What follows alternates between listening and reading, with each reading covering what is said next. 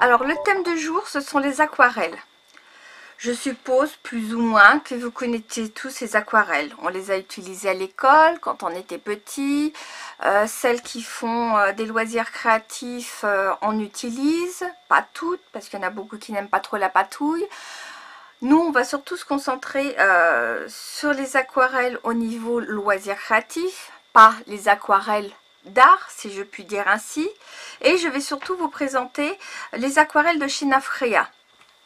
Donc, cette aquarelle est de fabrication entièrement artisanale. Tous les pigments sont broyés à la main avec un pilon. Pour vous, par exemple, voyez la petite quantité d'aquarelle qu'il y a sur la table, ce qui représente toutes les couleurs aujourd'hui dans la boutique. Il faut, rien qu'en broyant les pigments, il faut plus d'une heure pour broyer les pigments pour faire une petite quantité.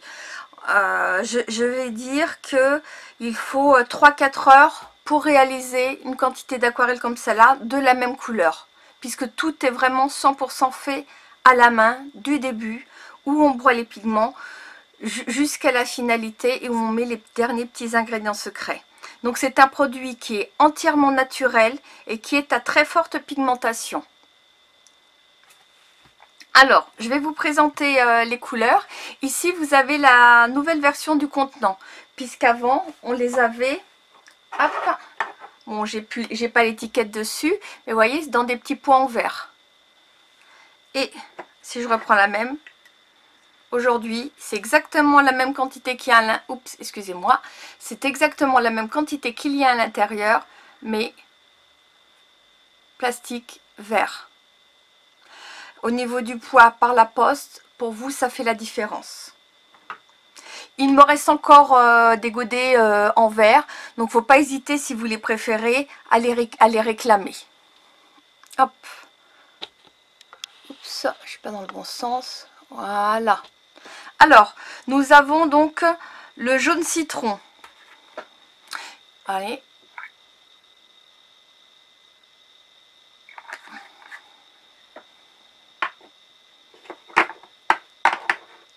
En deuxième couleur, nous avons, oh, je sais pas si pour l'heure de bien se caler, c'est pas grave, nous avons le bleu indien.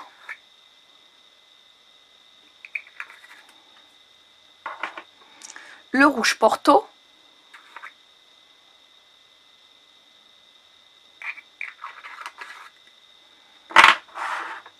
Le bois de rose qui va vraiment vous donner une couleur qui va tirer plus, on va dire, dans des tons naturels marronnés et rosés. Tout dépend après de la dilution et de ce que vous en faites. Le vert à la chaux, qui est un vert assez foncé et très transparent. Le mauve.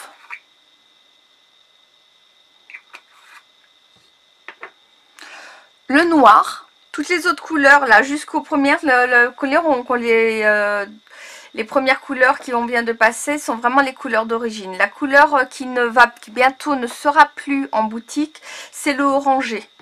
Quand je vous montrerai quand même en test tout à l'heure, parce que bon, elle est pas trop, pas qu'elle n'est pas appréciée, mais en fait elle se rapproche, ce orangé là en tout cas se rapproche tout de notre couleur rouge.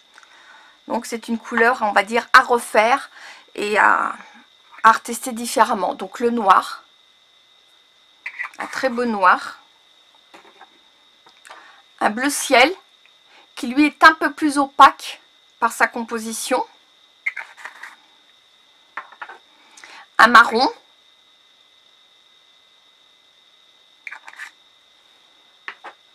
Un vert pistache. Donc beaucoup plus clair que le vert à la chaux et pareil, avec un petit peu d'opacité. Hop. Et la dernière couleur, c'est la couleur abricot. Qui est légère, qui a une légère opacité et qui est vraiment sympa. Donc je vais vous présenter des réalisations qui ont été faites. Hop. Alors, attendez, un petit cadrage. s'impose. Voilà. Donc ici, j'étais en mode, on va dire, un peu plus artistique, avec les tampons de Nymphéa, où j'ai vraiment fait tout un fondu. Et à l'époque, il n'y avait que les 6 premières couleurs, avec le orangé, voyez. Et pour faire le marronné et le grisé, j'avais fait un mélange en fait de toutes les couleurs, pour arriver à faire cette nuance là.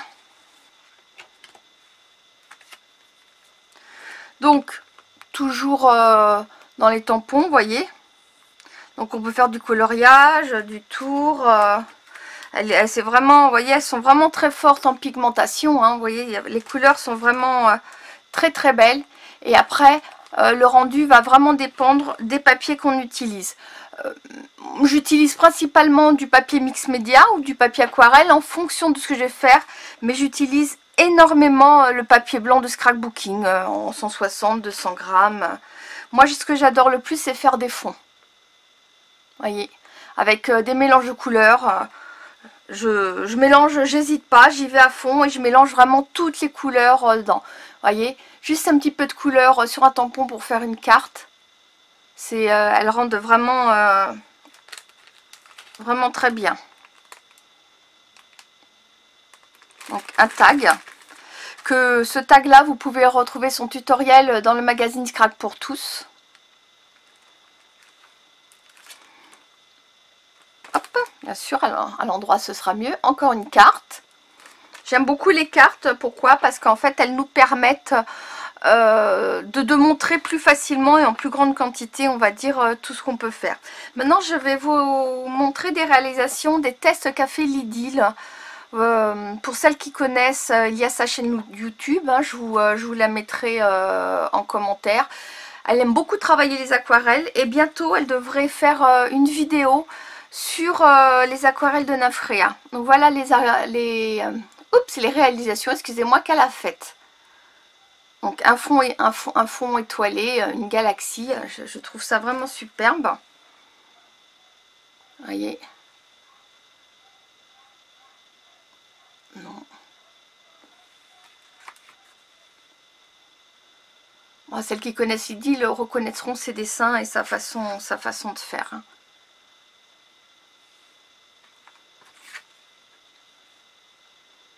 Vous voyez, hein, on voit bien là le noir. On a donc le bleu indien, on a le rouge. Alors j'ai fait un nuancier que je vais vous présenter. Et après je vais préparer la table et on va faire vraiment un test en direct, donc en live comme on dit, vraiment pour vous présenter toutes les couleurs et que vous puissiez voir de vos yeux comment elles réagissent. Et j'ai préparé en fait c'est des cartons de papier aquarelle, voyez. Donc là on a le jaune citron, voyez, le bleu indien, le rouge porto, on a le bois de rose, le vert à la chaux et le fameux orange sanguine qui bientôt ne sera plus en boutique. Vous voyez, par rapport au rouge, on est pratiquement sur les mêmes consonances de couleurs. Donc là, on va retrouver le mauve.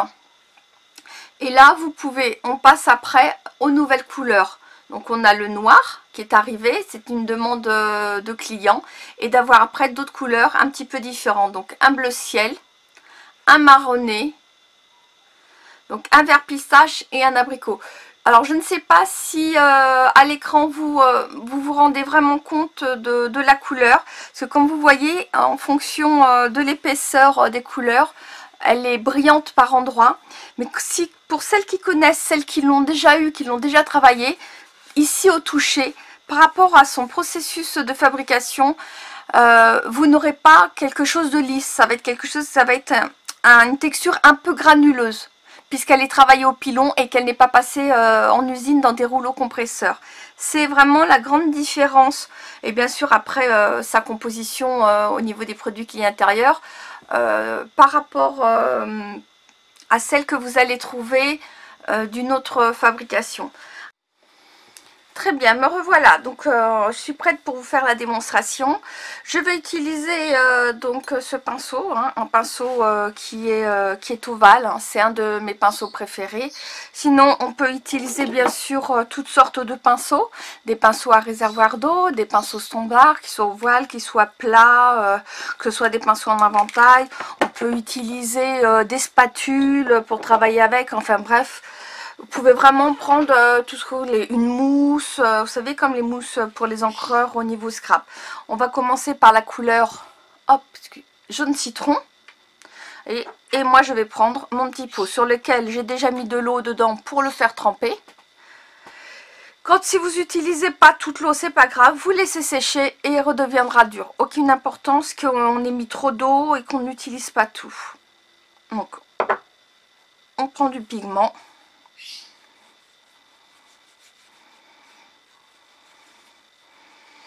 Oui. Là, vous voyez, j'en ai mis sur du papier non mouillé, du papier sec. Si je reprends de l'eau, on va pouvoir étaler et diluer. On peut même faire des dégradés. On peut reprélever du pigment si on en a trop pris, on en enlève. Si on veut en rajouter, on en reprend, on en rajoute. Voilà. Alors, la deuxième façon de faire, donc là on fait sur papier sec, ben, on mouille le papier avant.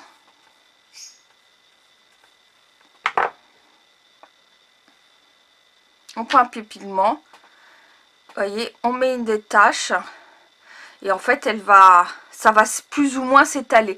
Parce qu'il faut savoir que chaque pigment, alors moi j'utilise, je vous l'ai déjà dit, donc des pigments synthétiques, des pigments qui sont en fait pour la protection de la nature. Et qui sont, si vous avez un enfant, s'il le met à la bouche, il n'y aura aucune toxicité.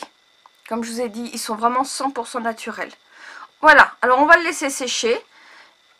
Et je vous referai les photos à la fin de la vidéo pour vous montrer le résultat vraiment des tests qu'on a fait.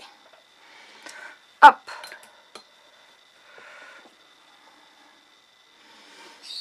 Hop, je les bouge de place. Allons-y, on va passer donc au bleu indien.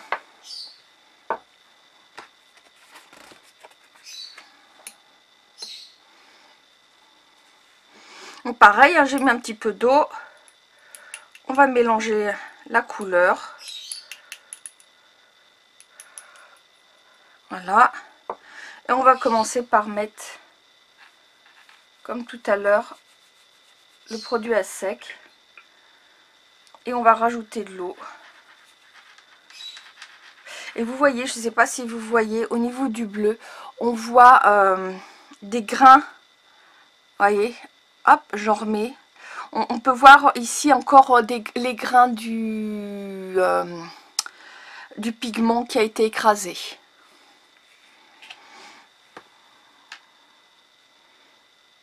Voilà, on va foncer un petit peu le haut. Voilà. Pinceau propre. Je mouille.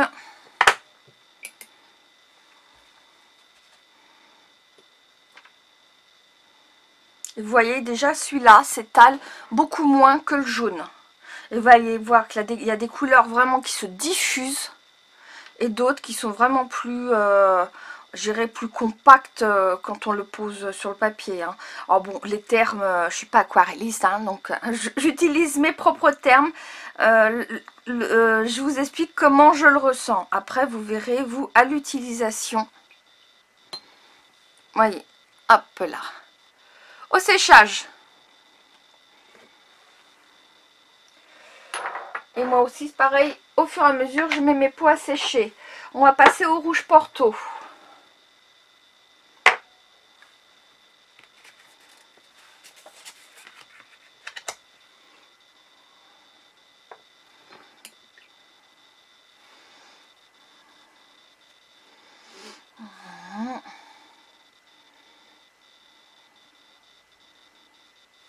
On va changer de pot d'eau. J'en ai préparé d'avance. Voilà. toujours, j'ai mis deux petits sprays d'eau. Je mélange pour récupérer la couleur. Et toute la couleur qui aura en trop, on va la laisser sécher. Et le pot redeviendra complètement dur. Il faut savoir qu'un godet comme celui-là correspond à peu près à, on va dire, à 4-5 demi-godets du commerce. Et donc à 2-3, on va dire, godets entiers pour celles qui connaissent. Et qui les achètent en godet et pas en palette.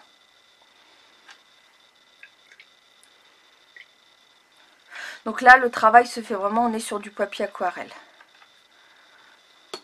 Hop.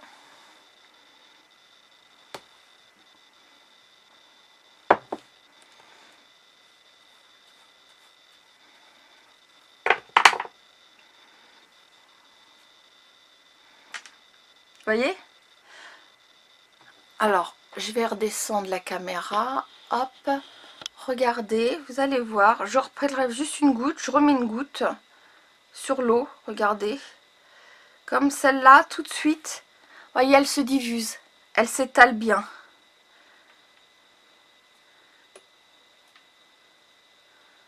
Et donc, ça veut dire que si... quand je vais rajouter, si je rajoute une touche de celle-là sur une autre couleur, elle va complètement, je veux dire, s'étaler. Oups. Et c'est ce que je vous expliquais avant, j'ai aucune des couleurs qui réagit de la même manière.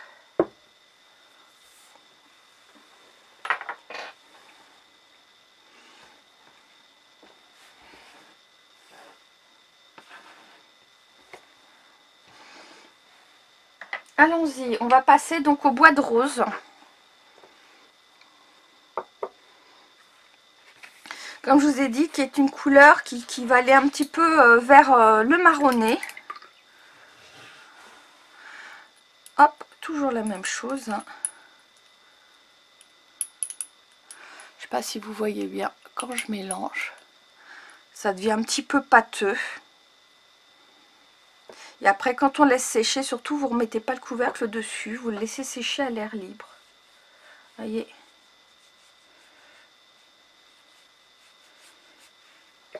J'ai la même quantité dans chaque pot et vous voyez que celui-là déjà il est plus consistant. Voilà. On remet de l'eau. Vous voyez, et on peut diluer vraiment jusqu'à une couleur vraiment très claire.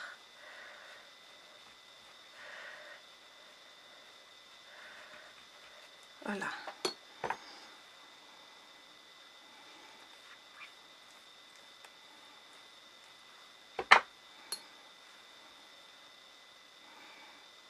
Vous voyez, celle-là se diffuse beaucoup moins. Et vous avez vu donc tout à l'heure quand on a fait, refait le test là-haut, on le voyait qu'elle était beaucoup plus pâteuse comme couleur. Donc elle ne s'étale pas de la même façon. Hop, couleur suivante.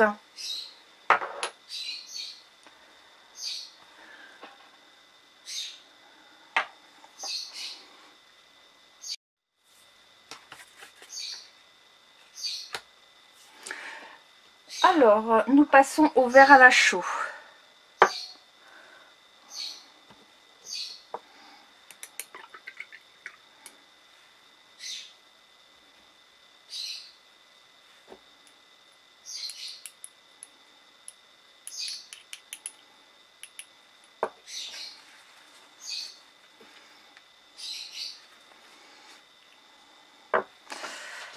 Alors, là aussi, sur cette couleur, on peut voir, hop, je ne sais pas si vous voyez bien, les pigments.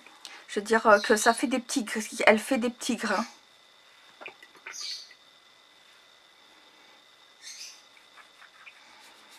Et ça, c'est vraiment le fait que on écrase au pilon toutes les couleurs, tous les pigments.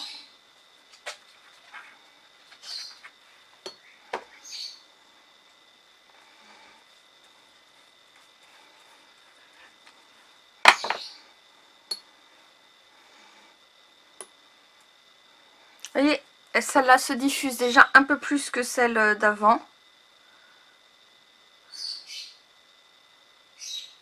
Mais une diffusion beaucoup moins importante. De toute manière, en dernier, on va faire un mélange de couleurs sur papier mouillé pour que vous voyez un petit peu comment les couleurs se diffusent entre elles.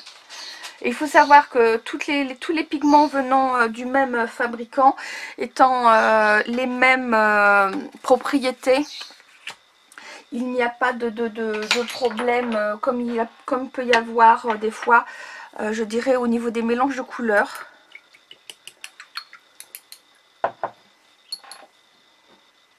Hop. Et donc, nous partons. Je vais vous présenter quand même le orange. Là, je ne vais pas vous montrer les nouveaux pots puisqu'ils n'y sont pas. Là, on est vraiment sur une couleur, on va dire qu'elle est en voie de disparition.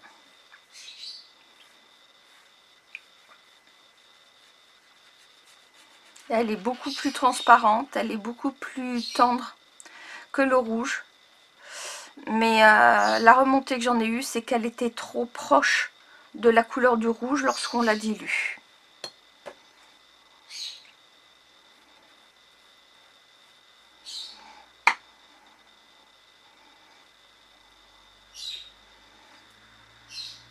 Et par contre, celle-là, regardez un petit peu. Vous voyez comment elle se dilue. Là, vous aviez vu tout à l'heure le rouge qui était une couleur qui se diluait beaucoup. Voilà, donc celle-là aussi, vraiment, elle s'effiloche, elle s'étale au niveau de la couleur.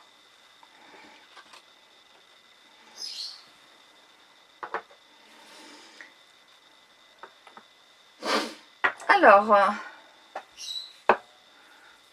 que je me trompe pas, voilà, on va passer au mauve. Une couleur que j'aime aussi beaucoup, donc une couleur qui est réalisée par mélange.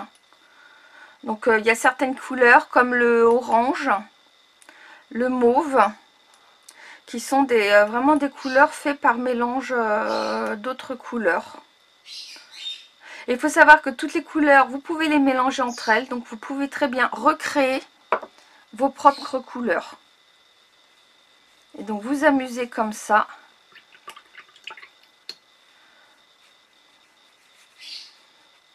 Vous voyez, le mauve est vraiment très foncé.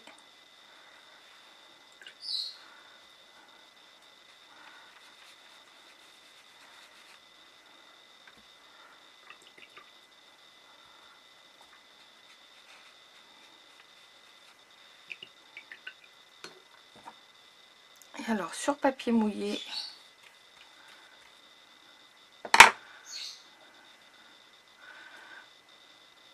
voyez, regardez sa diffusion. Elle part vraiment en toutes petites branches, tout petits éclats.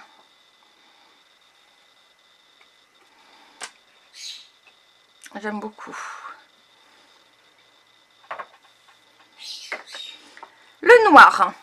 Alors voilà, maintenant on arrive vraiment aux nouvelles couleurs. Donc toutes les couleurs qui m'a été demandées par les clients de rajouter. Parce que je rajoute vraiment les couleurs au fur et à mesure qu'on me les réclame.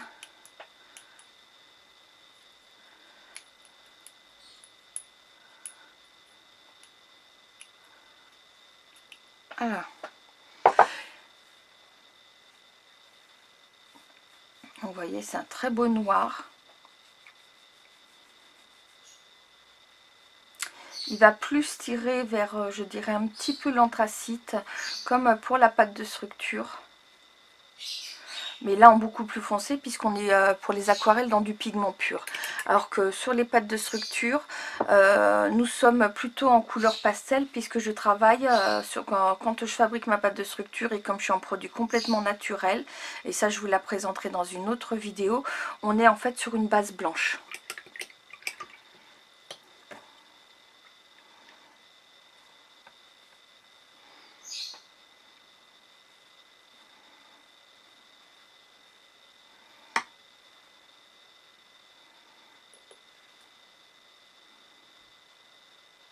Alors vous voyez celle-là, comme d'autres, elle vraiment elle reste figée. Elle ne vraiment, elle n'a pas la même dilution au niveau du papier mouillé que les autres. Elle reste... elles ne va pas faire des jeux quand on va la mélanger avec d'autres couleurs. Ça va plutôt donner des touches différentes. Ok, le bleu ciel. On va changer de peau.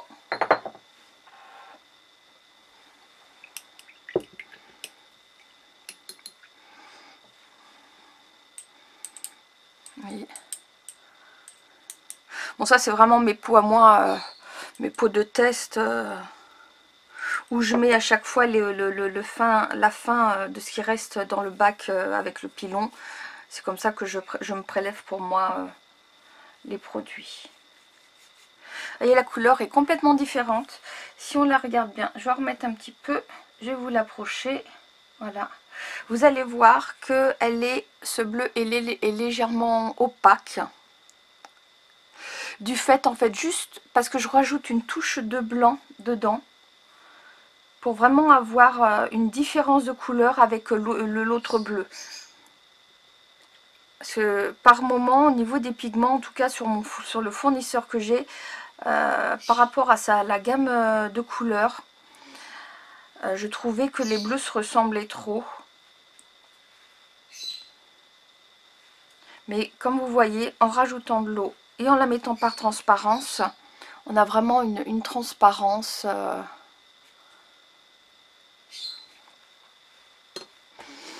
Donc ça pose pas de soucis.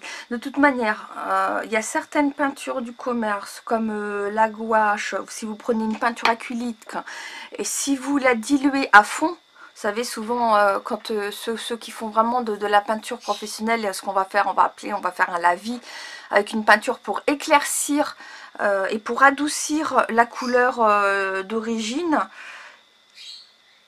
Et ben en fait quelque part on va dire que on va retrouver des effets un petit peu comme l'aquarelle. Même si c'en est pas, on va s'en approcher. Vous voyez, celle-là aussi, elle ne se diffuse pas. Et je pense que c'est le fait d'avoir mis un petit peu de blanc dedans que ça fait ça. Et c'est la seule où je crois où j'ai rajouté, il y en a, non, il y a l'abricot aussi où j'ai rajouté une couche de blanc. Hop! Allons-y, le marron. Oh, viens ici, toi, Piti.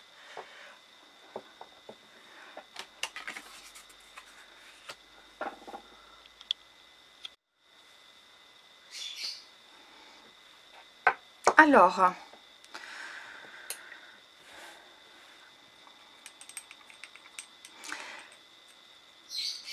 un marronné. Moi, j'aimais beaucoup, en fait, je m'amusais beaucoup, en fait, à mélanger mes couleurs pour faire un gris et un marron. En faisant les mélanges vraiment de toutes les couleurs. Bah, comme ça, j'ai plus besoin de le faire. Ni vous ou celle à qui j'avais expliqué le processus.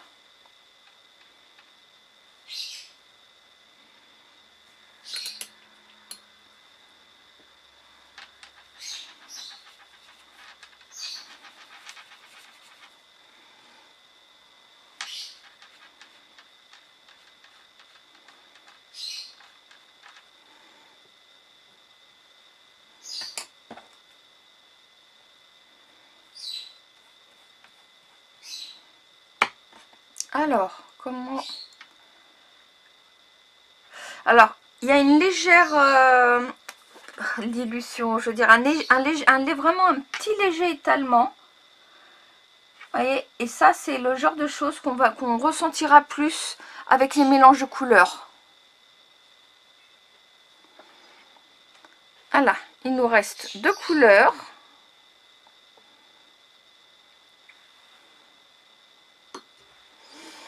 Hop, on rechange une dernière fois le pot.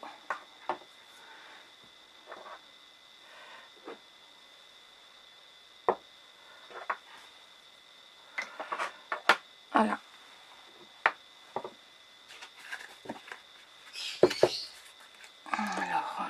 redresse un petit peu mes papiers au séchage.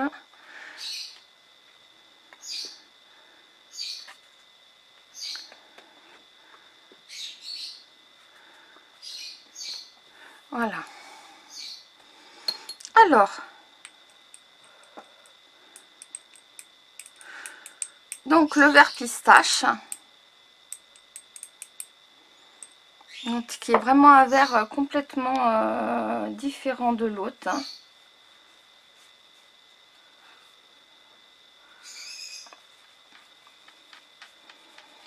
Il est vraiment tout en transparence.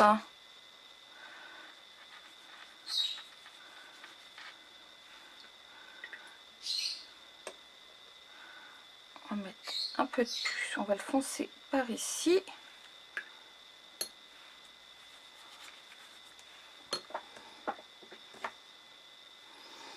Non, il est où mon autre pot? Il est là.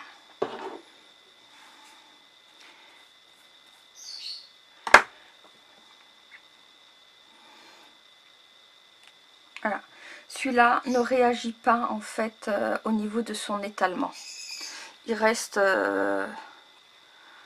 voyez.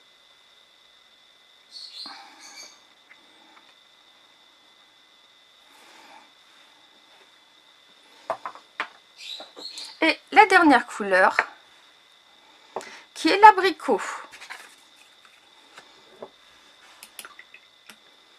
Une couleur que j'aime beaucoup.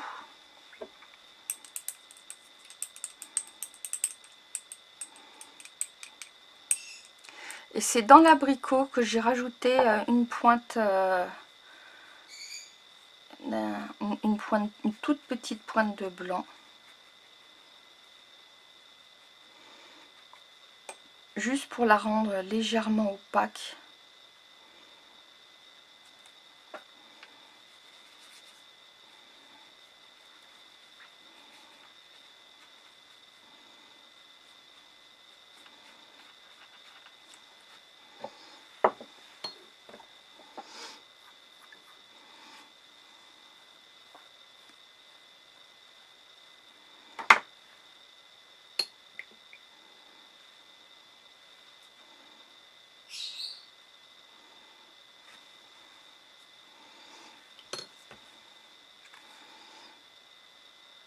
Voilà, donc celle-là non plus n'a pas, je dirais, d'effet au niveau de la pigmentation d'étalement comme on peut avoir.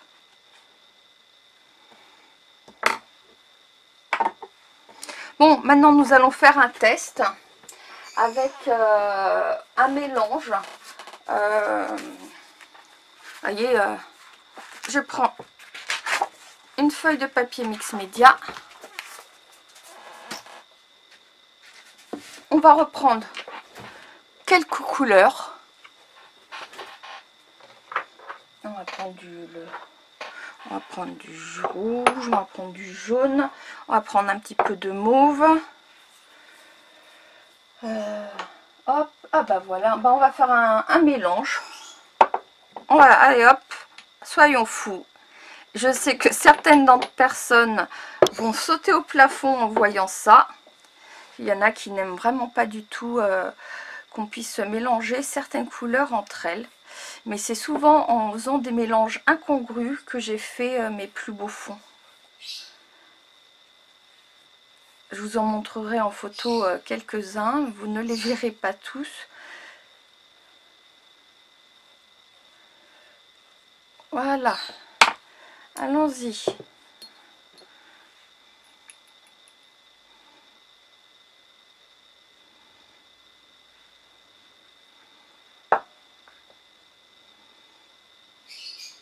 Vous voyez, comme je vous disais tout à l'heure, le rouge, vraiment il se diffuse.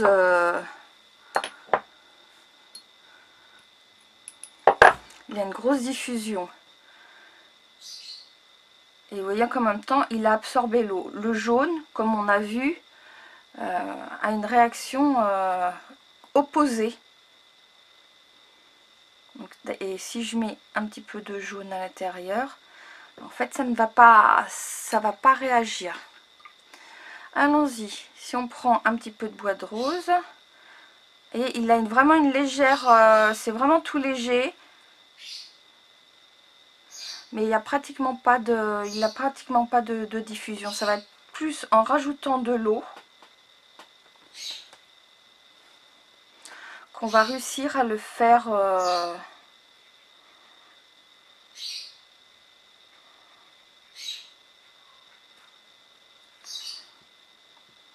Alors, on va prendre du mauve. Regardez, vous voyez le mauve, ce qu'il fait, il chasse. Je mets du mauve dans l'autre couleur, il chasse l'autre couleur. Vous voyez, on va remettre une pointe de mauve par ici. Il a vraiment un effet... il pousse l'eau, comme le rouge. On va mettre une pointe de bleu par ici. Vous voyez le bleu qui lui est une couleur opposée. Alors que dans le mauve, il y a du bleu. Et c'est ce bleu là qu'il y a dedans.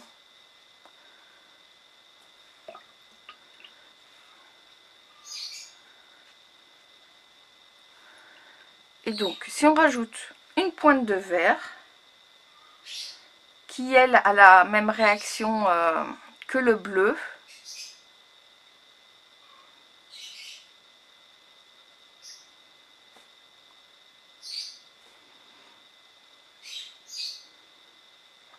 et on va faire un petit crapouillis.